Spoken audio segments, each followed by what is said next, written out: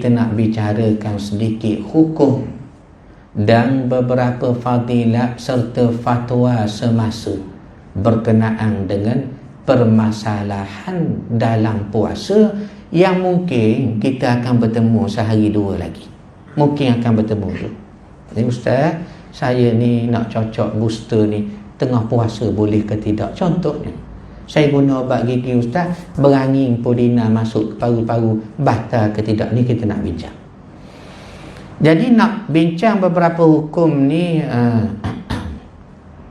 kita nak beri faham macam mana jemaah, kita nak beri faham mudah.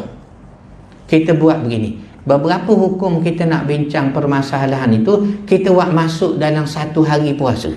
Dalam satu hari puasa tu kita masukkan masalah di situ, kita bincang hukum dia. Jadi kita mula dengan sahur lah daripada awal. Kita mula sahur. Rupanya perkataan sahur yang kita guna tu tak berapa tepat. Kerana sahur ni sebenarnya maksud dia makanan. Makanan Belebat ubi, lopak tikang, cendol, tepung bunga, akok, keduk, bubur, puluh hitam, tu kita panggil sahur, yakni makanan tu. Dah yang sebenar apa dia tu? Begini cu, yang sebenarnya ialah suhur. S-U-S-H-U-R-U, suhur. Suhur itulah makan. Sahur makanan, suhur ialah makan. Jadi kalau kita tanya orang, Zul, awak sahur tak lagi? Terjemah bahasa tepatnya, awak makanan tak lagi? Tak betul.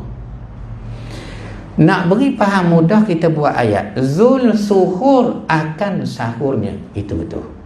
Tetapi gini beberapa sekalian, oleh kerana tempat kita ni dah guna sahur lama dah, daripada kecil zaman dulu lagi, tak usah ubah lah, biarlah, dipaham sudah.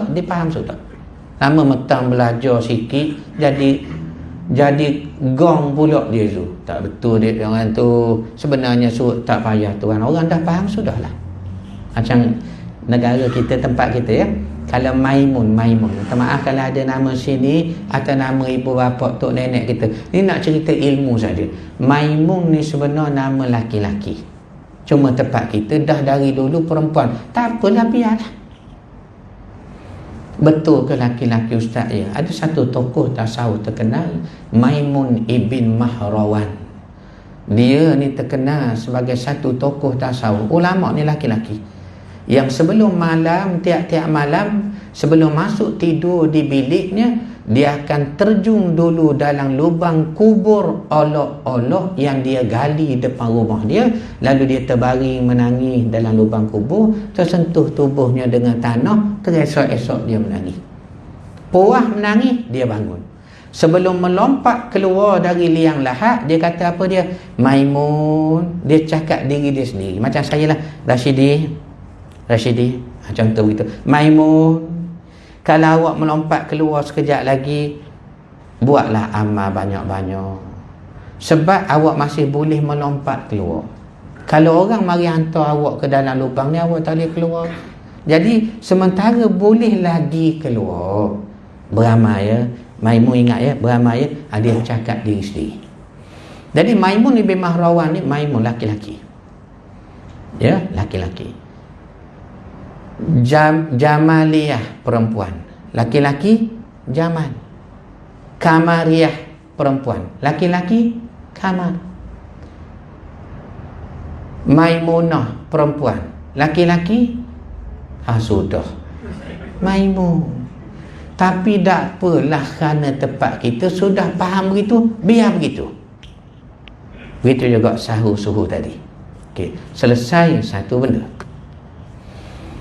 Pukul berapakah sidang jemaah sekalian ni bersahur?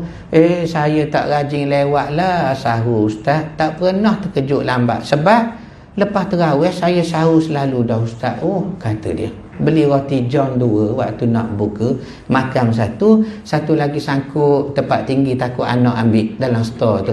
Balik terawih 8, masuk store makan seorang sambil tengok ketakutan. Ada jenis begitu ya, tergamuk dia ni. Kami bersahur tengah malam, adakah itu dinamakan sahur? Sahur ibu bapa sekalian, mulai tahun ni kita nak betul ni. Nak betul tu. Yang dinamakan sahur mesti pada waktu dia, period dia, masa dia.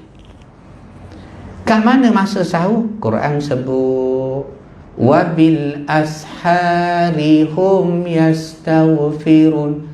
Pada waktu sahur mereka bangun minta ampun, ya Allah, banyaknya dosa aku dengan mak ayah, dengan suami, dengan isteri, dengan anak, banyak ya Allah, minta ampun. Bila? Waktu sahur. Wabil ashar. Ni dalil dalam Quran menunjukkan sahur ni waktu sepertiga malam yang orang bangun nak minta ampun tu. Jadi kalau orang sahur lepas terawih 8, lepas terawih 20, sebelum tidur, adakah dinamakan sahur? Tidak. Bila tidak dinamakan sahur, dapat ke pahala sahur? Tak, tuan. Itu yang kita nak betul ni. Jangan rugi langsung. Bab sahur kita ada. Bab berbuka awal kita ada. Ni tak perlu, memang ada semua ni berbuka awal. Kemudian babnya imsak pun kita ada juga. Jadi tak rugi dalam puasa 30 hari tu. 24 jam kali 30, tak lama Zul. 24 jam sehari semalam kali 30 je. Allah Akbar, tak lama. Jadi ustaz, saya ada masalah. Apa dia? Saya memang jenis tak boleh bangun pagi. Ada orang Zul, dia payah terkejut.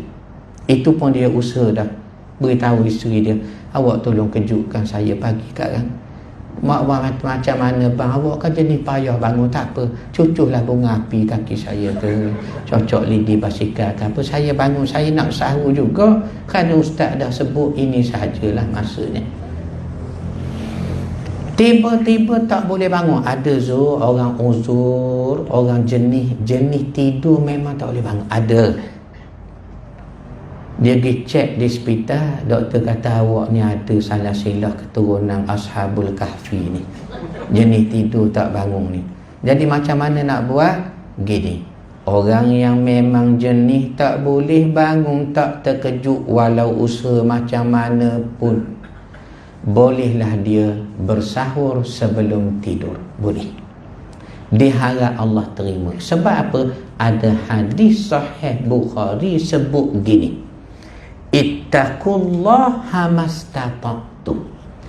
Taatlah, buatlah hak Tuhan suruh, termasuk sahur ke, puasa ke, tadarus, setakat awak mampu.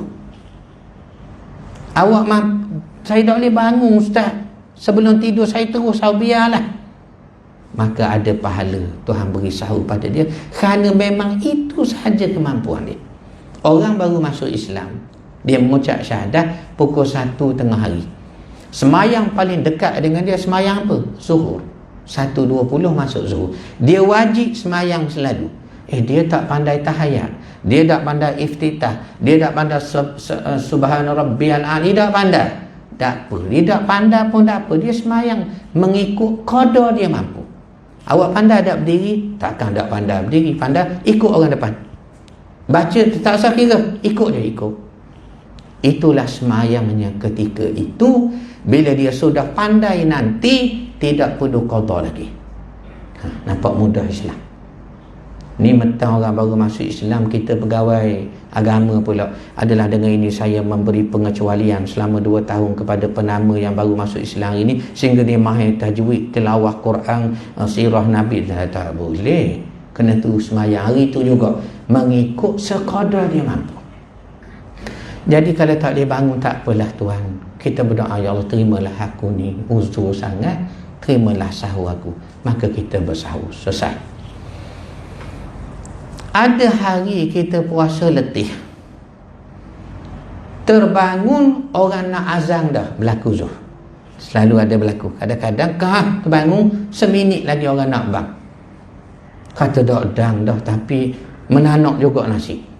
Orang jenis begini kalau dak larat, dia minum air Milo tu, masuk Milo, masuk gula, masuk air panas je, biar selesai dalam perut sudahlah. Kenapa tak sempat dah? Okey.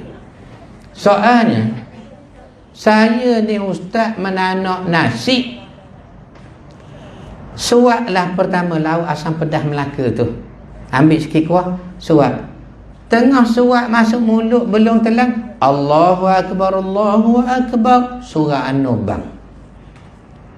Apakah boleh ia menghabiskan makanan dalam mulutnya? Ini nak bicara ni yang kata hukum ni. Dengar betul-betul tu. Saya kata dalam mulutnya, bukan dalam periuk. Dengar betul. Dalam mulutnya. Afdalnya ia meluahkan makanan yang dia telah ada juga. Pandangan kata boleh telah ada, pasal kira rezeki dia dah. Tapi afdalnya kita luahkan. Ya, luahkan afdalnya. Sebab kalau boleh telan, Kak Gi dia tanya pula, kebetulan asam pedas, tak boleh ke saya iringi dengan air setegak? Tak boleh. Jadi rupanya nak bersahur, dia kena sedia. So, ibadat ni kena sedia, tak boleh ikut kita saja tuan. Kena bersedia. Bersedia, ya. Selesai situ.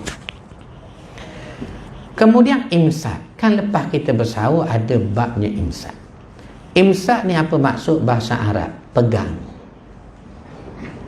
Pegang. Tengok saya pegang. Imsak. Pegang. Pegang ni maknanya berjaga-jaga. Jangan sampai jatuh, Ustaz. Pegang betul. Jangan ingat ke lain, takut tak ingat. Pegang balik. Pegang ni berjaga-jaga, dia panggil imsak. Walaupun betul kita boleh makan selagi dak bang subuh, selagi dak bang boleh makan, tetapi Rasulullah sallallahu alaihi wasallam ada jarak baginda berhenti sahur dengan nak tuju subuh, dia panggil imsak. Soalnya berapa lama Nabi imsak? Tempoh kita nak ikut tahu ni. Kata Anas dalam hadisnya begini, tempoh baginda imsak ialah kalau awak baca Quran. Jemaah sekalian, kalau kita baca Quran, ayat yang pendek-pendek, bukan ayat panjang. Ni Anas nak tunjuk masa dia. Kalau awak baca Quran ayat pendek-pendek, contohnya kita kata surah Taha lah, kan pendek-pendek. Taha ma anzalna alaikal qur'ana litashqa illa tadhkiratan liman yakhsha tanzilan mimman khalaqal arda was samawati al-ula ar-rahmanu 'alal 'arsy istawa lahu ma fis samawati. Ayat pendek.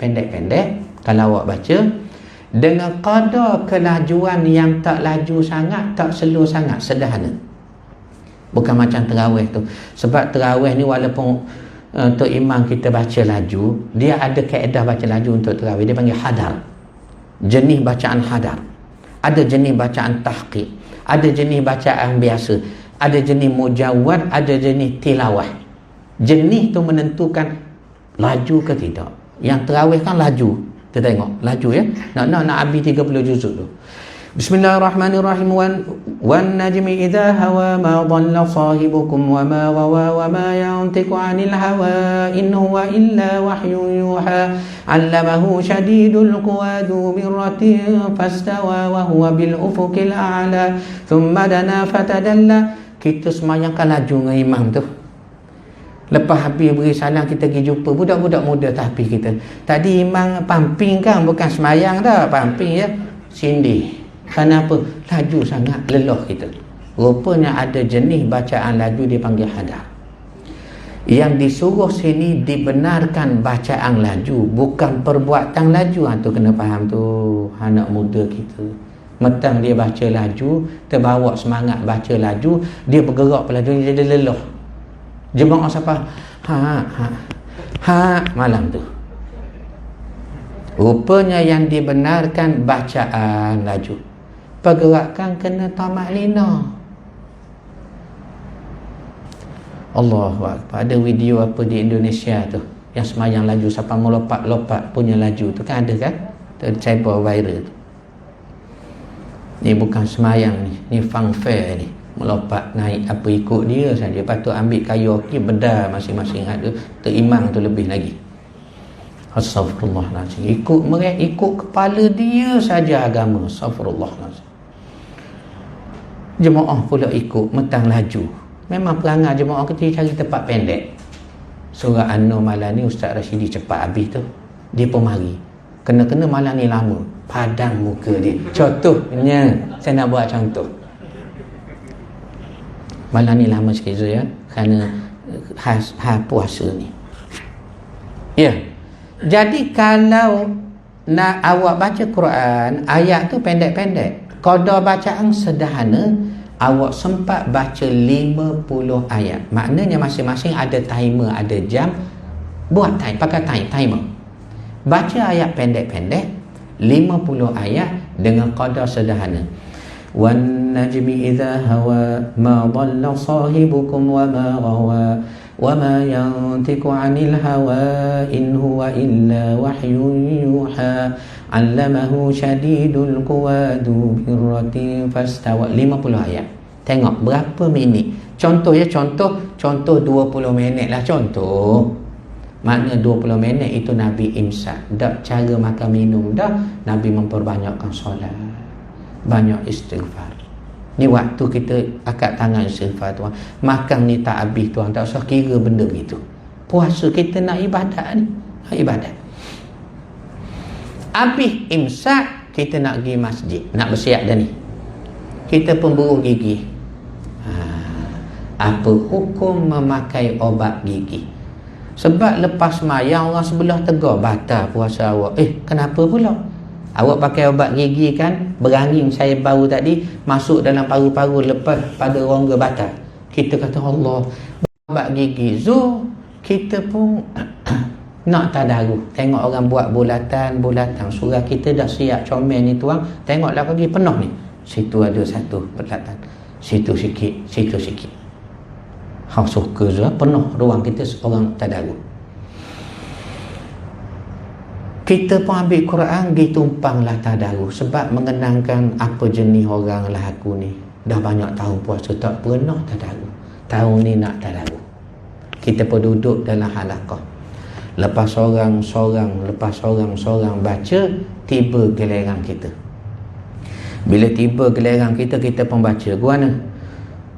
A'udzu billahi minasyaitonir rajim. Ambil air minum. Puasa ni. Bismillahirrahmanirrahim. Abata sajakha dahazarahaqa. Dia baca Iqra' 2. Buku anak dia di rumah tu. Sebab barulah tahu dia tak boleh ngaji Quran. Soal dia sikit, dia nak tanya ni, adakah dia dikira bertadarus? Jawabnya dikira bertadarus. Allah, nak menangis rasa. Murahnya rahmat Allah, murah. Dikira tadarus. Ada pahala tadarus? Ada. Kerana dia mengaji setakat dia boleh. Cuma tuan, sungguh pun dikira tadarus. Dia baca Iqra' 2 tadi, agak-agaklah juga, janganlah mentang dikira tadarus tahun depan Iqra' 3 pula. Belajarlah mengaji, belajar. Tapi dari segi hukum pahala, dikira ada pahala tadarus. Tutup Quran, dia balik di rumah. Alangkah terperanjatnya dia, bininya sedang memasak di dapur. Dia kata, "Hei, awak tak puasa ke? Pukul 7 dah masak." "Saya puasa, Pak." "Dan yang masak awal ni, cadang awal, takut awak nak buka awal. Kan awak ni jenis kerak hari semua puasa." Dia kata ke kita. Kita kata, "Tak, tahun ni tak nak dah. Tahun ni saya nak puasa penuh." "Kalau begitu baguslah bang, alhamdulillah. Alang-alang awak masuk ke dapur, tolong rasa makanan ini." Kaum ibu yang memasak, jual nasi jagang, jual ayam percik bulan puasa. Nak rasalah jualan ni guana rasa sebelum orang beli. Apakah hukum merasa makanan? Ni nak kena tahu belakang ni. Hukum merasa makanan ialah dibolehkan, kata Ibnu Abbas. Dibolehkan. Allah syukurnya Ustaz, dibolehkan rupanya Allah. Kita pun rasalah makanan sesudu kecil. Habis semakuk besar kita kerana sesudu kecil tadi tu. Ni orang panggil bukan rasa, ni makan. Rasa ialah letak di lidah kemudian ludah. Itu rasa. Kalau letak di lidah kemudian telang, itu dipanggil makan. Jangan tertukar makna. Suka habis jemaah kita dalam telefon tu. Hukumnya dibolehkan. Seperti kata Ibnu Abbas, dibolehkan untuk merasa makanan sama ada masin kah tawa, diharuskan. Dengan sebab, tak ada sebab saja-saja tak boleh Zu. Tak boleh. Zu duk tengok jam saja tu, anda nak kena berhenti. Molek dah berhenti ya? Sambung lagi Zu? Sambung lagi. Kita sambung malam ni Zu. Belah rasa lagi dia orang ni, kita sambung. Ni baru sampai pagi baru ni. Kemudian dia naik ke atas rumah mandi sebab ada appointment nak cabut gigi hari ini di klinik pergigian Zaleha di Kuala Berang. Tuan tak kenal ni. Lepas dia pakai baju semua sekali, dia pergilah ke klinik Zaleha. Doktor dentis kata, baring ustaz, baring dia tu atas kursi. Buka mulut, ranga mulut ustaz. Kita pun buka mulut. Doktor pun sendar dengan spana tu. Spana, maka dia pun injek dulu pada gusi. Sebelum cabut, injek dulu. Apakah hukum orang berpuasa mendapatkan injection atau suntikan? Sama ada dia nak derma darah, buat keluar darah dari tubuhnya, atau dia terima darah, buat masuk darah dalam tubuhnya, ataupun dia suntik kerana satu-satu penyakit, booster ke, BCG ke, cacar ke, terpulanglah. Apa hukumnya? Kata Imam Nawawi, our scholars dalam mazhab kita, Imam Syafi'i, tidak mengapa apabila satu orang itu ditusuk dengan besi yang panas. Maknanya besi sini jarum lah, kita kata mudah dalam perubatan moden. Ni mungkin dia sebut zaman dulu. Ditusuk besi ke dalam tubuhnya, maka membawa kesan sehingga ke otaknya. Ada orang dicocok sini, naik pening fikiran. Dicocok pada lutut, naik pening juga contohnya. Hukumnya tidak membatalkan puasa. Kenapa? Tempat dia cocok bukan rongga, satu. Kedua, ingredients, kandungan cocok tadi, injection tadi, bukan bahan makan minum. Kalau cocok di kaki tetapi kandungannya menggantikan makan minum, walaupun cocok bukan di mulut, di kaki, batal puasanya. Kerana apa? Antara larangan berpuasa ialah makan dan minum. Ia tak kira dari ruang mana masuk tubuh. Tapi makan minum, dia tak boleh nak buka mulut kerana penyakit apa, orang tebuk ditekak ke, ataupun orang suntik kan, menggantikan makan minum. Hukumnya batal. Sebab itu ada perbahasan tentang apakah hukum menyuntik glukos. Menyuntik glukos pada satu orang, tidak disepakat pandangan tu. Cuma saya nak kata di sini apa dia? Hukum mendapat injection, sama ada derma darah, terima darah, cocok kerana ubat, tidak membatalkan puasa kerana ia tidak dicocok pada rongga. Kedua, kandungan injection itu bukan bahan menggantikan makan minum. Manalah tahu Zu, teknologi makin maju, tamadun makin tinggi, teknologi farma, makanan ke apa akan datang, dia tak nak jimat, takut kotor bumi ni, dia tak pakai jual durian, pakai cekoh kulit, tak ada. Dia buat pil atau cecair. Contoh, durian musangking dalam bentuk cecair. Saya nak makan yang ni bang, dia pun ambil, cocok di baru contohnya. Terasa kenyang kita, batal hukumnya. Kalau akan datang, kita tak ada nak jangka dunia ni. Tetapi kalau bukan kandungan makan minum, menggantikan makan minum, hukumnya boleh. Apatah lagi ubat. Jadi hukum sini boleh fahamlah. Satu orang dia titik air moh, terasa ditekak, tidak batal. Bukan rongga tempat dia titik, bukan kandungan makan minum yang dia terima. Walau terasa ditekak, Imam Nawawi kata walau terkesan di otak di tempat lain. Dah kalau dia titik air oring, terasa ditekak, batal kerana air oring menggantikan makan minum. Boleh faham mudah selalu dah. Boleh faham. Tetapi Ustaz, tidakkah tadi Dr. Zaliha suntik injek dalam mulut? Pijak jemaah. Kan orang nak cabut gigi dalam mulut, pijak jemaah, dia peka. Tidakkah mulut ni rongga? Betul. Cuma kita kena tahu, rongga ni dia ada muqaddimah, permulaan rongga dengan sempadan bermulanya rongga. Kita puasa Zul, kita koma juga. Ambil semayang koma, air masuk dalam mulut juga. Batal ke tidak? Tidak, sebab dia permulaan rongga. Gatal telinga korek. Duduk di pejabat tak tahu nak buat apa bulan puasa, ambil jari kawan, cocok telinga. Dia pun tak kisah pasal dia kawan baik daripada kecil. Cocok telinga, tak batal. Tuan ambil air semayang istinsyaq, ya, yang sedut hidung, istinsyaq, tidak batal. Jangan sampai lebih rongga. Soalnya sekarang, kat mana yang jadi batal, kat mana sempadan rongga, tu perbahasan dia. Nak ukur payahlah benda dalam mulut, dalam telinga. Kita buat kaedah mudah.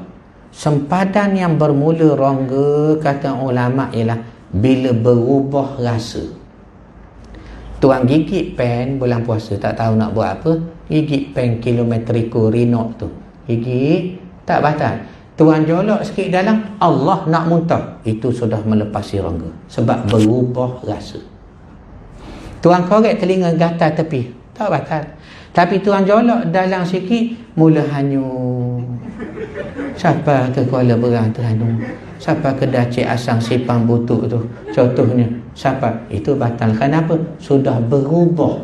Berubah tu, berubah rasa. Jadi sempadan dia tu berubah. Ustaz, saya ada penyakit lelah. Bila spray inhaler atau Symbicort tu, kadang-kadang Symbicort habis, inhaler habis, saya guna gas masak tu, masak. Jadi masuklah pakai rongga. Adakah batal puasa? Sini ada perbahasan sikit. Pertama, kalau orang jenis lelah, dia bukan lagi soal batal tak batal, dia soal mampu ke tidak puasa. Tapi kalau jenis lelah kadang-kadang mari begitu, dia tidak dikira membatalkan puasa. Walau ada pandangan kata batal, ikutlah tuan, tengoklah pandangan mana tuan nak pegang. Ada belaka pandangan di situ, kita lebih tahu keadaan kita. Ni hukum, ni fatwa dibuat umum untuk dibuat panduan, bukan dipaksa orang untuk ikut.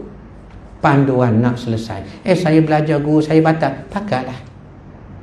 Gitu ya. Tak usah balah, mudah je, benda mudah, kita nak ibadat ni. Suami saya mudah pitam ustaz, terpaksa letak obat di bawah lidah untuk rangsang nerv saraf. Kan ada orang letak ubat bawah lidah, segar dia berpeluh balik. Apakah hukum dia? Hukum dia kalau kadang-kadang berlaku pada dia, dia mungkin orang yang mampu puasa, cuma kadang-kadang berlaku. Hukum meletakkan obat di bawah lidah tidak membatalkan puasa. Tapi kena tengok betul, biar ubat jangan tik-tak ke apa, terletak bawah lidah, batal jadi ni. Ya. Banyak hukum. Hukum berbekam makruh. Menderma darah, kalau melemahkan tubuh makruh. Boleh, dia tidak batal. Balik dari rumah, dah lah cabut gigi, derma darah pula, berbekang pula, lepas tu letih dia, makruh. Maka dia tertidur balik di rumah. Yalah, cari teksi, semua teksi, orang teksi tak ada, tidur tadi kan. Terpaksa dia jalan kaki, tak jauh daripada Seremban ni sampai ke Nilai sana je, jalan dia. Sampai di rumah, dia pun letih, tertidur. Okey, ni pernah berlaku ni. Kejut gelap dah. Terus dia terekam tudung saji, makan. Lambung menangkap. Makan. Sudah kenyang makan, alhamdulillah. Alhamdulillah at'amana wa saqana wa jana'ana. Dia pun rasa nak meludah. Dia buka tingkap, alangkah terperanjat, cerah lagi. Tadi dia terkejut, gelap. Apakah hukum orang berbuka puasa yang bangun terus terekam makanan kerana disangka buka? Hukumnya membatalkan puasa. Kerana apa? Nak buka, syarat dia kena pastikan dulu memang dah buka. Kecuali Zul, dia tengok jam pukul 8 malam, Allah lewat dah, jamnya mati. Jam mati, itu tak batal, sebab dia sudah pastikan. Sama orang semayang Zuhur lah kita kata. Zuhur 1.20, buat contoh. Dia semayang 1.19. Awal seminit aja, bahkan rakaat kedua dah masuk waktu zuhur dah pun. Dia sembahyang awal seminit saja. Tidak sah. Solat, puasa, haji ni antara ibadat yang berhajat menentukan masa. Nak wukuf Arafah kena tengok dulu. Jangan pakai pergi je. Nak semayang, tak apa. Awak semayang awal seminit, tak apa. Bukankah kaedah ada sebut boleh dibundarkan pada digit yang hampir tu? Bukan matematik benda begini. Dah masuk waktu semayang. Masuk waktu buka. Masuk waktu berhenti buka, berhenti. Tu pun siapa dijaga dengan imsak. Takut jadi gini lah. Hukumnya batal. Apa pula hukum orang bulan puasa mengantuk, menguap? Menguap tu tak apa. Cuma dia menguap pelik sikit. Dia menguap, ranga mulut angkat ke langit, jatuh air hujan dalam mulutnya, hukumnya batal. Sebab puasa kena jaga. Dan menyalahi adat kebiasaan orang menguap ke langit. Menguap ke langit tak ada. Sekarang tibalah waktu berbuka. Sebenarnya hukum banyak lagi, kita akan sambung akan datang insya-Allah. Bila tiba waktu buka, ada dibahas beberapa tata cara berbuka. Nabi SAW bila buka, dimakan oleh baginda beberapa biji tamar kering atau basah. Disebut dalam hadis Bukhari gitu. Jadi kita pun ambillah, buka dulu tuan dengan kurma 2-3 biji. Kemudian minum beberapa teguk air, baginda bangun lalu solat. Kita buat gitu tahun ni. Lepas beri salam tu, terpulanglah. Perjuangan tuan-tuan hidup atau mati tu terpulanglah. Tapi hak buka tu biarlah buka dulu. Ni dok Zul, dia makan juga. Isterinya lepa, dia menangkap ngak makan. 2 beranak, 2 sekelamin tu makan. Pergi ke bazar Ramadan tu pakai troli tu. Troli tolong air jagung 40, air ni sekian. Itu pun orang bazar Ramadan sangka baik ke dia? Sangka baik mana? Bagusnya suami isteri ni tiap-tiap hari buat tahlil di rumah dia, 40 orang gamaknya mari, padahal dia makan 2 orang saja. Makan kenyang daripada perut sampai ke hulu hati, sampai ke dada kenyang. Itu pun banyak lagi belakang. Isteri dia kata, bang, banyak lagi belakang tu bang, makan lagi. Tak baik membazir, kenyang sampai ke dada. Akhirnya jadi imam, bertugas imam masjid. Waladhdallin, saya buat contoh. Wah, nak kata kenyang. Waladhdallin, amin. Bismillahirrahmanirrahim. Kul huwa, itu pun panjang. Inna a'tainakal kautsar fasalli li rabbika wanhar. Inna syani'aka huwal abtar. Allahu akbar. Tak boleh rokok pasal kenyang, tak boleh berlipat dah. Jemaah belakang kata gini, rokok dah lagi imam. Aku rasa rokok dah, aku berasa ni. Tak boleh nak berlipat sebab kenyang pas ke dada. Kata Imam Ghazali, nak tengok orang berjaya atau gagal puasa mudah.